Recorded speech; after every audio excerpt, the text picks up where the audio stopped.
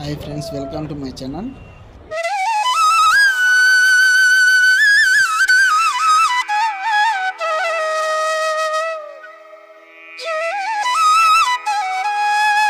ఈ వీడియో అయితే జపాన్లో సునామీ వచ్చిందంట, అలాగే భారీగా భూకంపం వచ్చిందంట. అదైతే వీడియోలు చిన్న చిన్నవి దొరికినాయి నాకు ఆన్లైన్లో. అవి ఎట్లా ఉన్నాయి అనేది మనం కూడా చూద్దాము. ఈ వీడియోలో అయితే చూడండి, పాపం వాళ్ళు ఎలా కష్టపడుతున్నారో చూడండి.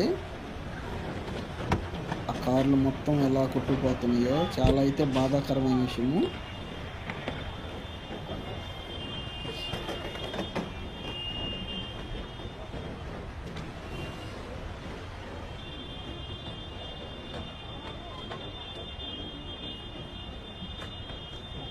何もかも完全に海水に飲み込まれました。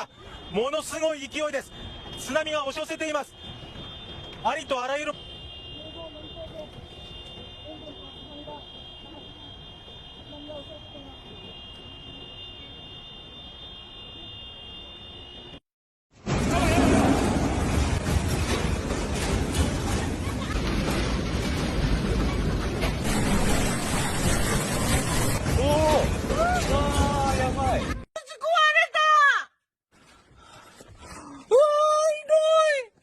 石川県能登町松波です。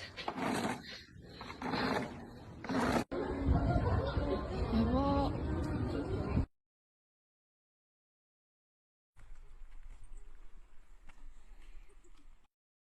7.6 magnitude earthquake struck central Japan this morning, and people have been told to evacuate immediately. Japan is now preparing for a major tsunami after a warning was issued for Ishikawa.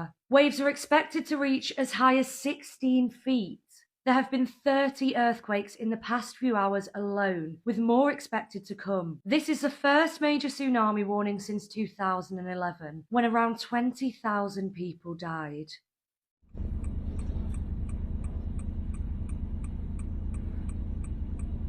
やばい。